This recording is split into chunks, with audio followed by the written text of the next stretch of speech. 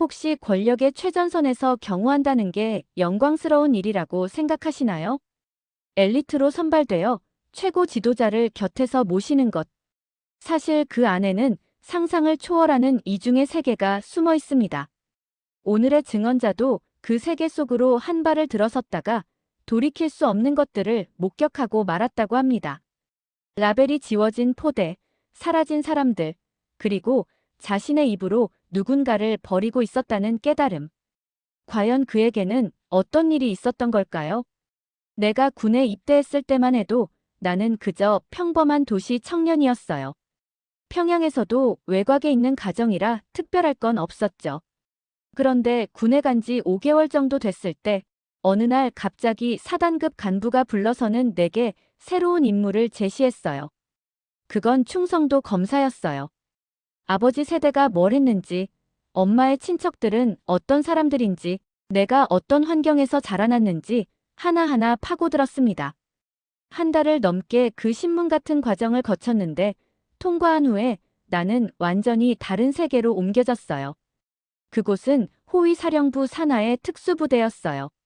나는 그제야 내가 선택받은 것이라고 생각했습니다. 가문의 영광이라 여겼죠. 엄마한테 전화할 때 나는 일부만 얘기했지만 충분했어요. 가족 중 한 사람이 누군가를 경호하는 일을 한다는 것만으로도 우리 가족은 명예로운 신분이 되었으니까요. 그곳에서의 훈련은 정말 치밀했습니다. 단순한 격투나 총 쏘는 법 같은 건 아니었어요. 규율이었습니다. 그곳에는 73항이라는 게 있었어요. 73개의 규정 항목들이 있었다는 뜻이에요. 내 시선의 각도는 15도로 정해졌고 손은 항상 허리 높이에 있어야 했습니다. 누군가와 대화할 때 말의 끝맺음이 정해진 문장 구조를 벗어나면 안 됐어요. 보고문이란 게 있었는데 단어 하나하나가 결제를 거쳐야 했어요. 공백도 규정이 있었습니다. 나는 그 규율 속에서 완벽해지려고 노력했어요. 그게 곧 내 생존이라고 생각했거든요. 무전기로 의사소통할 때도 암구호를 썼어요. 은하라고 부르는 암호들이 있었는데 은하1, 은하2, 은하3 이런 식으로 상황을 전달했습니다. 예를 들어 은하7은 보안 상황을 의미하고 은하15는 비공식 동선 전환을 뜻했어요. 나는 이 모든 걸 완벽하게 암기해야 했습니다. 실수는 용납되지 않았거든요. 처음 지정받은 임무 대상은 리설주 여사였습니다. 내가 처음 그 이름을 들었을 때 마음이 철렁했어요. 최고 지도자, 가족의 한 분이라는 걸 알았으니까요. 내 책임의 무게가 얼마나 큰지를 한 번에 깨달았습니다. 그리고 아무도 내게 직접적으로 말해주지 않았지만 우리 모두는 알고 있었어요. 이 일에서 실패한다는 건 생사를 넘나드는 문제라는 걸요. 그래서 더욱 철저해질 수밖에 없었습니다. 본격적인 근무를 시작한 첫 주는 경험과 학습이 동시에 이루어지던 때였어요. 나는 이미 정해진 선배들의 대형을 따라다니며 동선을 학습했습니다. 평양의 특정 가옥에서 출발하는 차량 행렬의 순서, 각 차량 안에서 내가 어디에 위치해야 하는지, 비상 상황에서의 탈출 루트까지 모두가 이미 정해져 있었어요. 나는 그저 그 체계에 내 몸을 맞춰야 했습니다. 시간이 지나면서 나는 이곳의 두 얼굴을 목격하기 시작했어요. 겉으로는 모든 것이 검소하고 철저했습니다. 공개 행사에서 리설주 여사는 항상 평범한 옷을 입으셨고 연설에서는 인민을 향한 사랑을 말씀하셨어요. 내가 본 신문과 뉴스에서도 그렇게 보도됐습니다. 그런데 공개 일정이 끝나고 비공식 동선으로 넘어가는 순간 모든 게 달라졌어요. 비공식 동선이 시작되는 시간들이 있었어요. 공식 공개 행사가 끝난 저녁, 특정한 신호가 무전을 타면 우리는 다른 경로로 이동했습니다. 평양의 특정 가옥에서 은행과 같은 외관의 건물로 향했어요. 그곳의 출입문은 항상 열려 있었지만 일반인은 절대 들어갈 수 없는 곳이었습니다. 내가 처음 그 문을 통과했을 때 나는 완전히 다른 세계로 들어간 것 같았습니다. 그곳은 비공개 만찬장이었어요. 침대와 소파, 큰 테이블들이 있었고 벽에는 외국 영화나 드라마가 재생되고 있었습니다. 나는 처음엔 그게 외국 콘텐츠라는 걸 인식하지 못했어요. 단순히 화면일 뿐이라고 생각했거든요. 하지만 시간이 지나면서 나는 깨달았습니다. 그 화면에서 나오는 언어는 영어였고, 음악은 팝이었으며, 옷과 환경은 미국이나 유럽의 도시 풍경이었어요. 식사 시간이 시작되면 음식이 준비되었습니다. 내가 본 음식들 중에 평양의 어느 배급소에서도 찾아볼 수 없는 것들이 있었어요. 해산물, 외국산 과일, 고급 육류들이 테이블 위에 놓였습니다. 나는 경호원으로서 그 자리에 있었기 때문에 먹을 수 없었어요. 하지만 본 것을 기억해야 했습니다. 만약 누군가 침입한다면 내가 상황을 빠르게 판단해야 했으니까요. 그리고 가방이 자주 등장했어요. 검은색 가죽 가방인데 매번 그 가방이 나타나는 건 뭔가 새로운 것이 들어올 때였습니다. 나중에 나는 알게 됐지만 그 가방은 언제나 명품 박스들로 가득 찼어요. 그 가방이 테이블 위에 놓이면 손으로 안에 물건들을 꺼내곤 했습니다. 시계, 가방, 핸드백, 향수. 모두가 외국 브랜드였어요. 가방의 클래스프가 열리고 닫히는 소리는 내게 하나의 신호가 되었습니다. 그건 권력이 자신의 소유물을 확인하는 소리였거든요. 나는 그런 장면들을 자연스럽게 받아들이려고 노력했습니다. 내 임무는 경호였고, 내 역할은 안전을 지키는 것이었어요. 하지만 마음속 어딘가에서는 질문이 생기기 시작했습니다. 고향에서는 배급이 계속 줄어들고 있다는 라디오 뉴스를 들었었거든요. 어떤 날은 중국 식당에서 이 모든 게 정상인가 싶기도 했어요. 하지만 그런 생각은 위험했습니다. 나는 빠르게 그 생각들을 밀어냈어요. 생존을 위해서라도. 시간이 진행되면서 나는 새로운 역할을 맡게 됐습니다. 단순히 경호만 하는 것이 아니라 특정 움직임에서 물건을 운반하는 역할까지 확대된 거죠. 베이징으로의 출장이 결정되었을 때 나는 예상하지 못한 임무를 받았어요. 쇼핑 동선에서의 경호였습니다. 내 역할은 명품 가게에서 물건을 고르는 동안 주변을 경계하고 구매가 끝난 후 그 박스들을 차량으로 옮기는 것이었어요. 첫 번째 베이징 출장에서 나는 어느 정도 규모의 쇼핑이 이루어지는지를 목격했습니다. 호텔을 출발한 우리는 고급 쇼핑몰들로 향했어요. 그 안의 명품 매장들은 대부분 미리 폐점 상태였습니다. 일반인들이 들어오지 못하도록 문이 잠겨 있었고 매니저들만 대기하고 있었어요.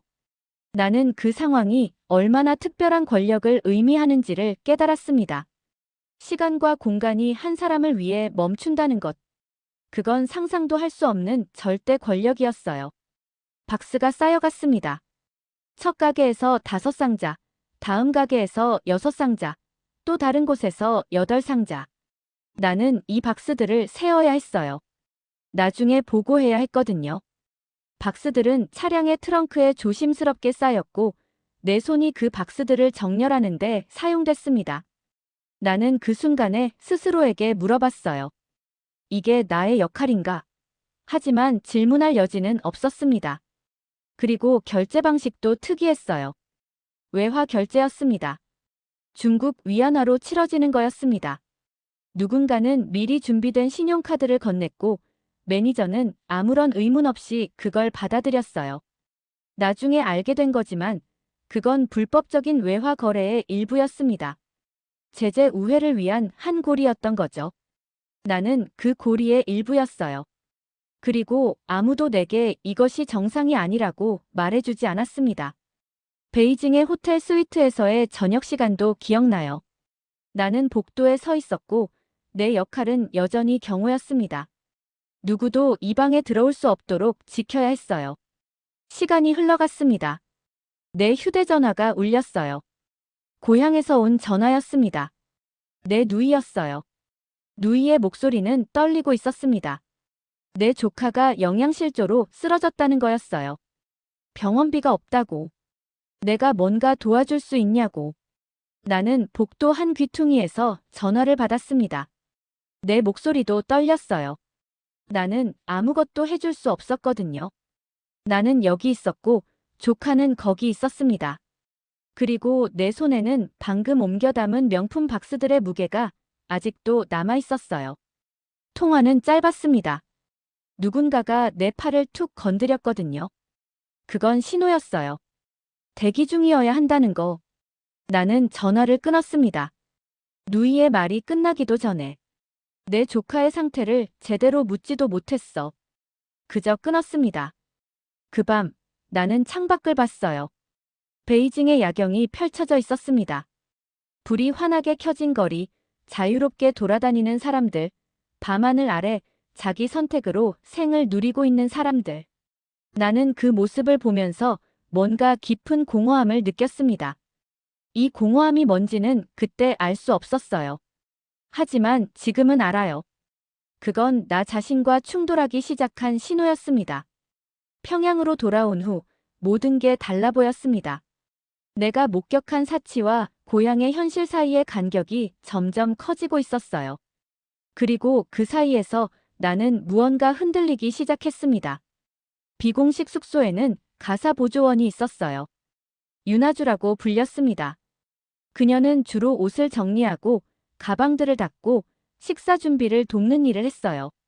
나는 그녀가 정말 성실한 사람이라고 생각했습니다. 매일 아침 일찍 일어나서 저녁 늦게까지 일했거든요. 어떤 날은 그녀의 손이 떨리는 걸 본 적도 있었어요. 아마 피로했을 거라고 생각했습니다. 한 번은 그녀가 미안하다는 표정으로 나를 바라봤어.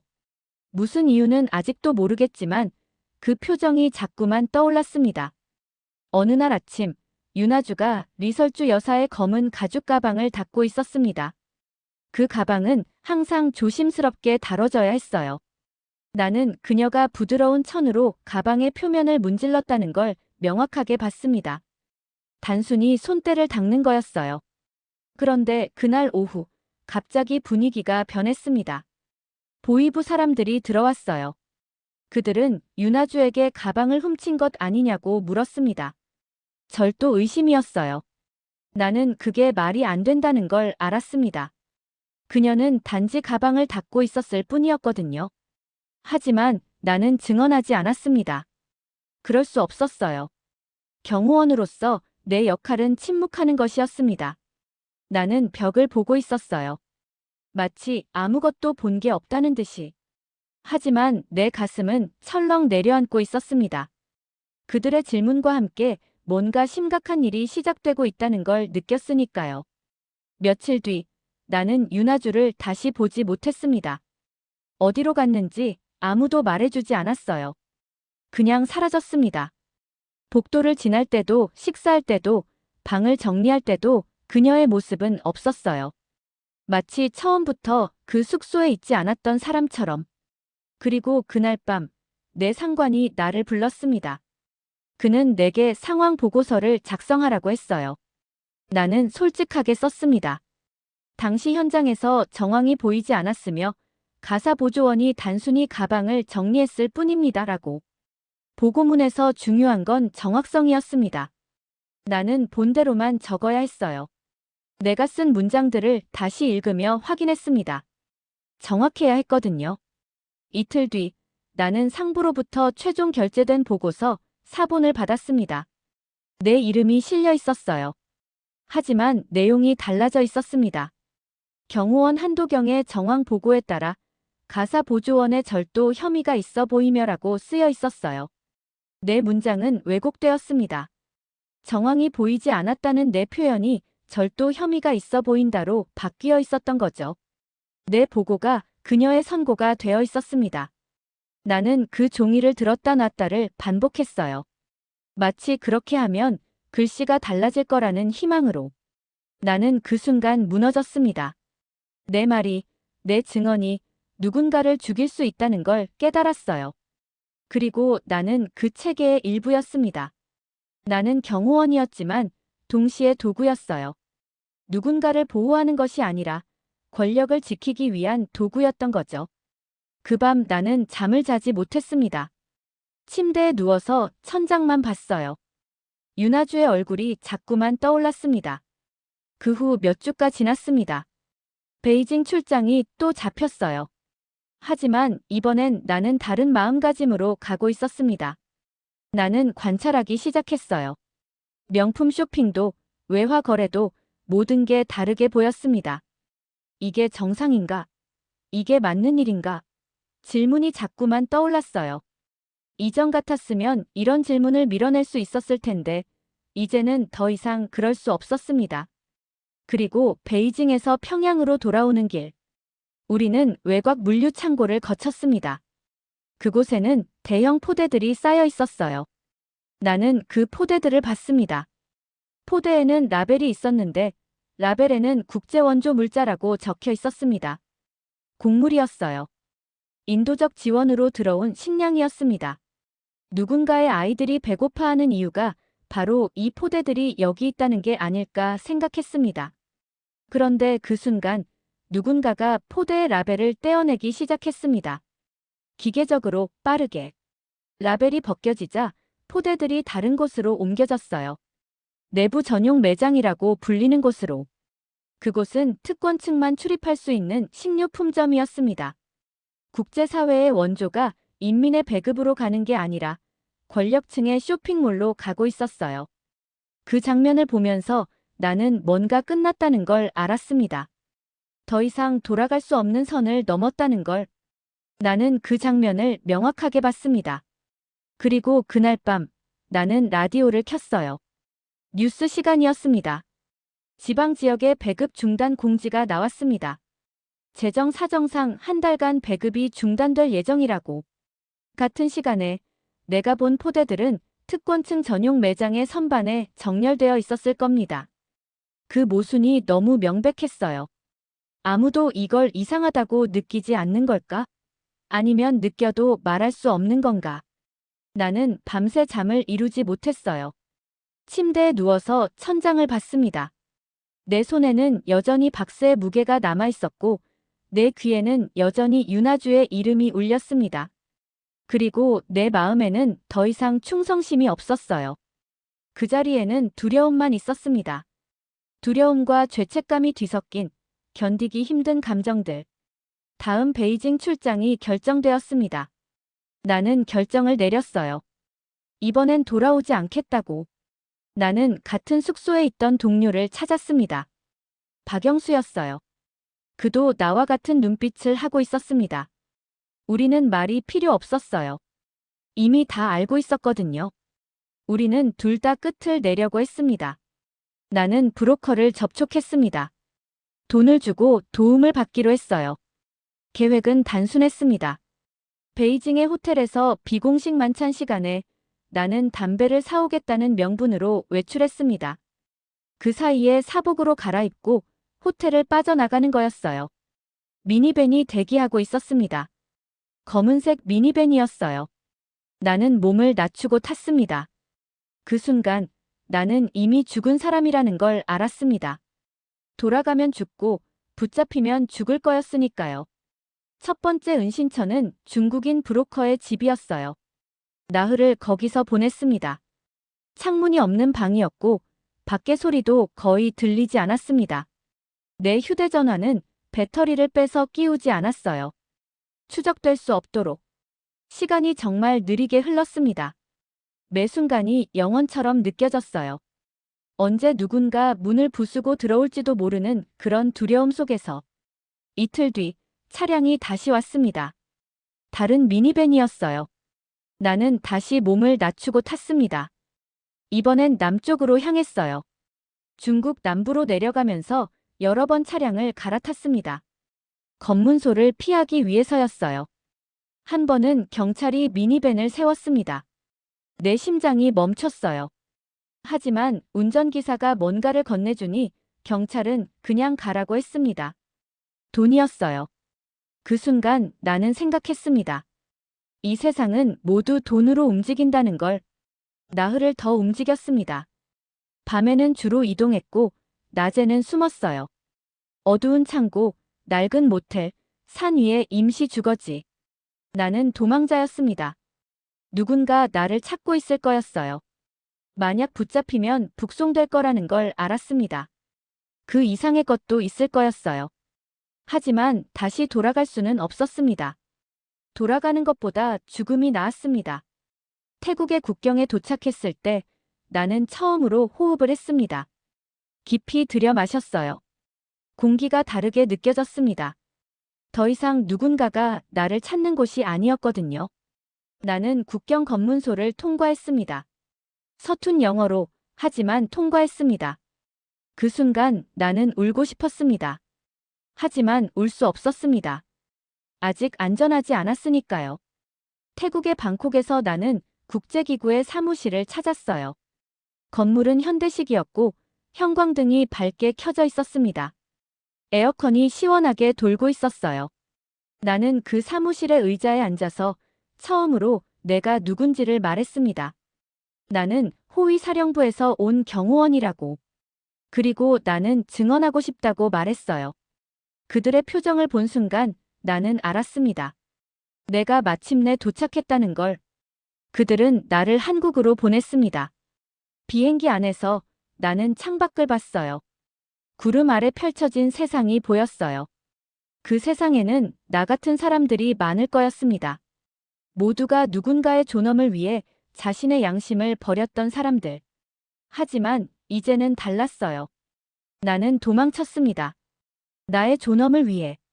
한국의 공항에 내렸을 때 나는 울었습니다. 조용히 하지만 깊게. 누군가가 다가와서 물었어요. 괜찮으세요? 그 말이 정말 이상했습니다. 누군가가 내게 관심을 보였어요. 아무것도 원하지 않으면서 단순히 내 상태를 묻는 말이었어요. 그런 말이 있을 수 있다는 것 자체가 신기했습니다. 나는 고개를 끄덕였어요. 말을 할 수 없었으니까. 지원센터에서 여러 날을 보냈습니다. 사람들이 나에게 밥을 주었어요. 양념밥, 국, 여러 가지 반찬. 그리고 정말 놀라웠던 건 내가 먹고 싶은 것을 선택할 수 있었다는 거였습니다. 누군가가 강제로 주는 게 아니라 내가 고르는 거였어요. 그런 자유가 있을 수 있다는 걸 몰랐습니다. 나는 처음 며칠은 뭘 골라야 할지 몰라서 헷갈렸어요. 그 다음, 나는 대형마트에 갔습니다. 누군가가 나를 데리고 가줬어요. 그곳은 정말 컸습니다. 물건들이 가득 찬 선반들, 밝은 조명, 사람들이 자유롭게 돌아다니며 뭔가를 고르고 있었습니다. 나는 어디를 봐야 할지 몰랐어요. 모든 게 압도적이었어요. 내 시선은 계속 위아래로 흔들렸습니다. 줄을 서서 물건을 계산하는 시간. 나는 그 줄을 계속 봤습니다. 앞에 할머니도 줄을 섰고 나도 줄을 섰습니다. 아무도 불평하지 않았어요.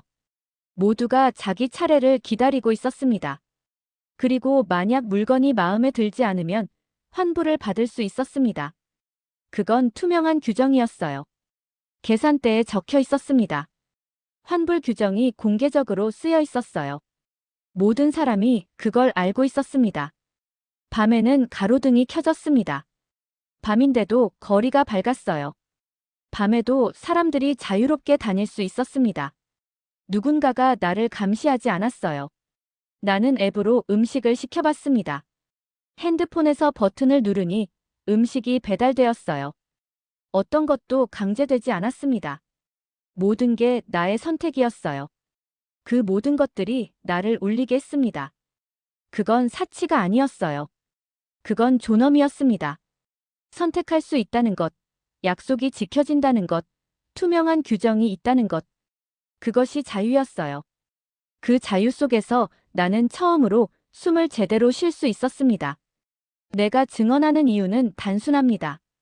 윤아주가 어디에 있는지 모르기 때문입니다. 내 조카가 지금 건강한지도 모르고 있습니다. 하지만 내가 할 수 있는 일은 기록하는 것입니다. 나는 호의를 했습니다. 그러나 진짜 지켜야 했던 건 사람의 존엄이었어요. 윤아주의 이름을 기록합니다.